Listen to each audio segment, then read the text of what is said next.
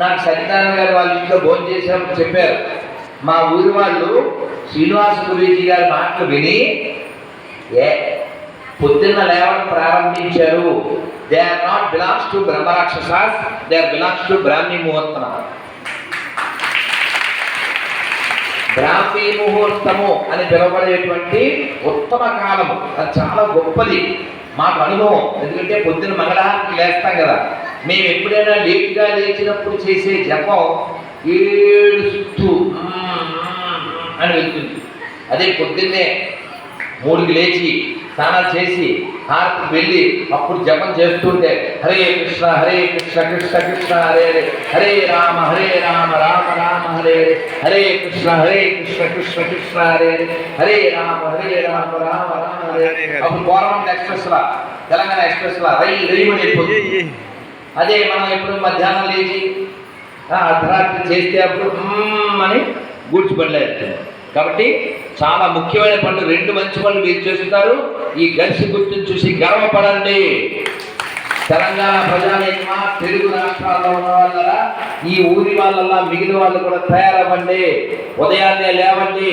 ఆదివారం నాడు ఏదైతే నిషేధమో దాన్ని మీరు ఆచరణ చేయండి.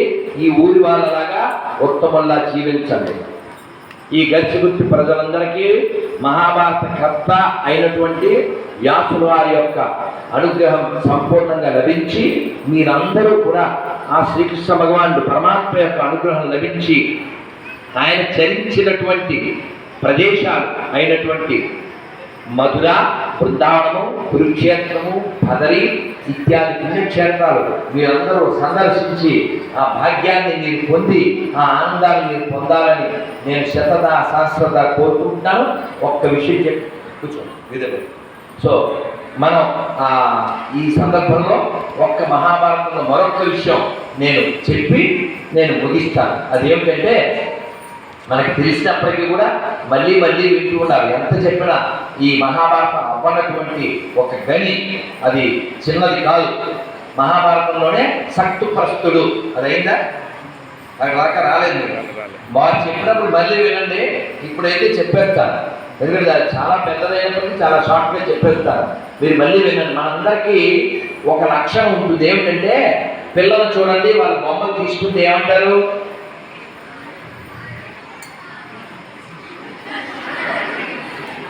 అది అంటారా?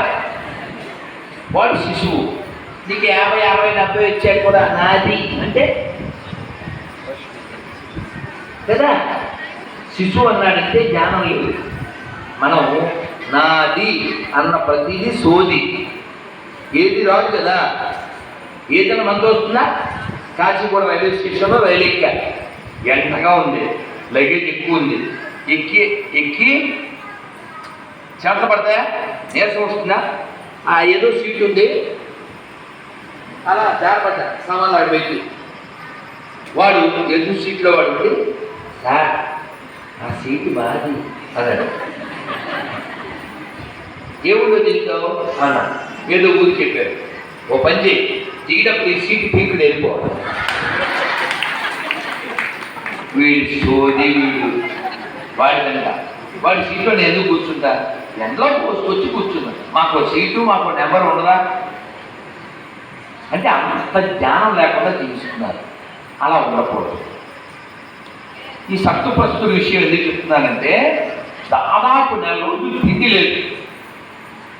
ఎక్కడో వెతగ్గా కొంచెం పిండి దొరికింది. ఆ పిండితో 4 రొట్టెలు చేసుకున్నారు. కాస్త ఆ నలుగురు ఆకుల్లో ఆ రొట్టెలు పెట్టుకుని మంత్రం చెప్పి అవకాశం పట్టి తినబోతున్నారు. బయట నుంచి ఒక ఆయన వచ్చాడు. అమ్మ 10 రోజుల నుంచి తినలేదు, ఆకలి అని. వెంటనే ఇంటి యజమాని ఏం చేశాడు? అయ్యో, ఇంటికి వచ్చిన అతిథిని ఎవరితో పోల్చుతారు? దైవంతో కదా.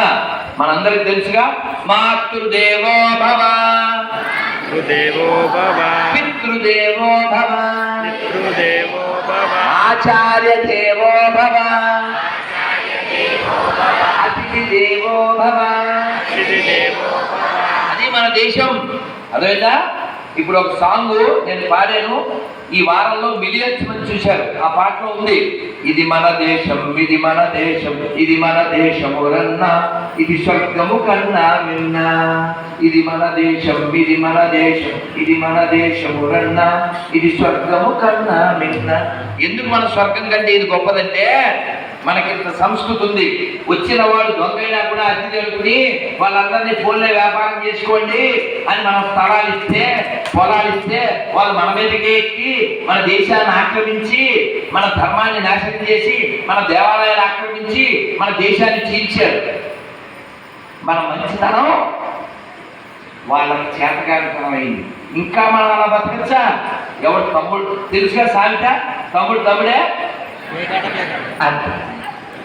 కాబట్టి ఎవరితో ఎలా ఉండాలో అలాగే ఉండాలి. ఇక్కడ మాత్రం అతిథి విష్ణు సమానుడు అని చెప్పి ఆయన రొట్టె పెట్టాడు. ఆయన అన్నాడు అవురే అన్నాడు, భార్యది పెట్టాడు.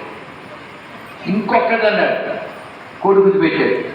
ఇంకా ఆకలి తీరలేదు అన్నాడు, కోడలు కూడా పెట్టాడు. అతను చాలా థ్యాంక్స్ చెప్పి వెళ్ళిపోయాడు. చేతులు కడుపులు వెళ్ళిపోయాడు. తినలేదు కదా వెళ్ళాడు. ఆకలితో నలుగురు మరణించారు. నలుగురు మరణిస్తే వచ్చిన వాడు ఎవరు? ఇంద్రుడు. వాళ్ళ నలుగురిని వెంటనే స్వర్గానికి తీసుకెళ్ళిపోయాడు.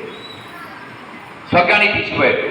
ఇదంతా ఒక ముంగేస చూసింది. ఎవరో ఆ చేతులు